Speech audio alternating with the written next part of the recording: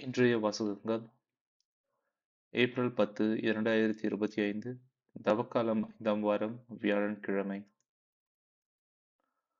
முதல் வாசகம். எண்ணற்ற நாடுகளுக்கு நீ தந்தையாவாய். தொடக்க நூலிலிருந்து வாசகம்.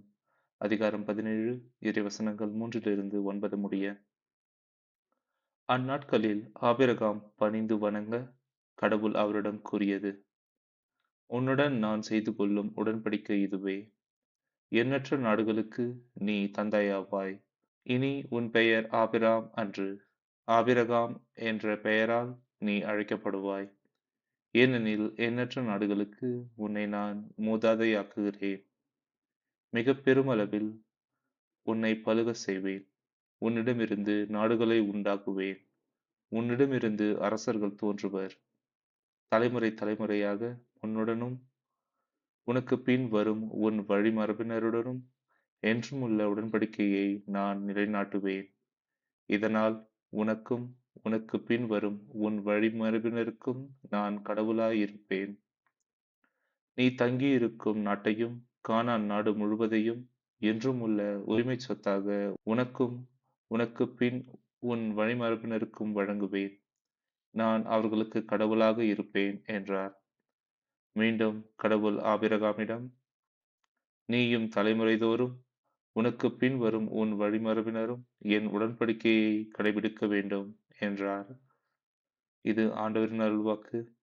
இறைவா உமக்கு நன்றி. பதிலுரை பாடல். பல்லவி. ஆண்டவர் தமது உடன்படிக்கையை என்றும் நினைவில் கொள்கின்றார். ஆண்டவரையும் அவரது ஆற்றலையும் தேடுங்கள். அவரது திருமுகத்தை இடையறாது நாடுங்கள். அவர் செய்த வியத்தகு செயல்களை நினைவு கூறுங்கள். அவர் தம் அருஞ்செயல்களையும் அவரது வாய்மொழிந்த நீதி தீர்ப்புகளையும் நினைவில் வைத்துக் கொள்ளுங்கள். பல்லவி. ஆண்டவர் தமது உடன்படிக்கையை என்றென்றும் நினைவில் கொள்கின்றார். அவரின் ஊழியராம் ஆபிரகாமின் வழிமரபே, அவர் தேர்ந்து கொண்ட யாக்கோப்பின் பிள்ளைகளே, அவரே நம் கடவுளாகிய ஆண்டவர். அவரின் நீதி தீர்ப்புகள் உலகம் அனைத்திற்கும் உரியன. பல்லவி. ஆண்டவர் தமது உடன்படிக்கையை என்றென்றும் நினைவில் கொள்கின்றார். அவர் தமது உடன்படிக்கையை என்றென்றும் நினைவில் கொள்கின்றார். 1000 தலைமுறைக்கென தாம் அளித்த வாக்குறுதியை நினைவு கூறுகின்றார். ஆபிரகாமுடன் தாம் செய்து கொண்ட உடன்படிக்கையையும் ஈசாக்குக்கு தாம் ஆணையிட்டு கூறியதையும் அவர் நினைவில் கொண்டுள்ளார். பல்லவி. ஆண்டவர் தமது உடன்படிக்கையை என்றென்றும் நினைவில் கொள்கின்றார். நற்செய்தி வாசகம். உங்கள் தந்தை ஆபிரகாம் நான் வரும் காலத்தை காண முடியும் என்பதை முன்னிட்டு பேருவகை கொண்டார். யோவான் எழுதிய தூய நற்செய்தியிலிருந்து வாசகம். அதிகாரம் 8, இறைவசனங்கள் 51-59 முடிய. அக்காலத்தில் இயேசு யூதர்களிடம், என் வார்த்தையை கடைபிடிப்போர் என்றுமே சாக மாட்டார்கள் என உறுதியாக உங்களுக்குச் சொல்கிறேன் என்றார். யூதர்கள் அவரிடம், நீ பேய் பிடித்தவன் தான் என்பது இப்போது தெரிந்துவிட்டது.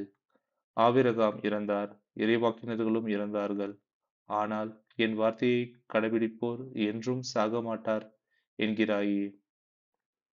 எங்கள் தந்தை ஆபிரகாமை விட நீ பெரியவனோ? ஆபிரகாம் இறந்தார், இறைவாக்கினரும் இறந்தனர். நீ யாரென்று நினைத்துக் கொண்டிருக்கிறாய் என்றார்கள். இயேசு மறுமொழியாக, நானே என்னை பெருமைப்படுத்தினால் அது எனக்கு பெருமை இல்லை. என்னை பெருமைப்படுத்துபவர் என் தந்தையே. அவரையே நீங்கள் உங்கள் தந்தை என்றும் சொல்கின்றீர்கள். ஆனால் அவரை உங்களுக்கு தெரியாது. எனக்கு தெரியும். எனக்கு அவரை தெரியாது என நான் சொன்னால் உங்களைப் போல நானும் பொய்யானவனாவேன். அவரை எனக்கு தெரியும். அவருடைய வார்த்தையையும் நான் கடைபிடிக்கின்றேன். உங்கள் தந்தை ஆபிரகாம் நான் வரும் காலத்தை காண முடியும் என்பதை முன்னிட்டு பேருவகை கொண்டார். அதனை கண்டபோது மகிழ்ச்சியையும் கொண்டார் என்றார். யூதர்கள் இயேசுவை நோக்கி, உனக்கு இன்னும் 50 வயது கூட ஆகவில்லை. நீ ஆபிரகாமை கண்டிருக்கிறாயா என்று கேட்டார்கள். இயேசு அவர்களிடம், ஆபிரகாம் பிறப்பதற்கு முன்பே நான் இருக்கிறேன் என உறுதியாக உங்களுக்குச் சொல்கிறேன் என்றார். இதை கேட்ட அவர்கள் அவர் மேல் எறிய கற்களை எடுத்தார்கள்.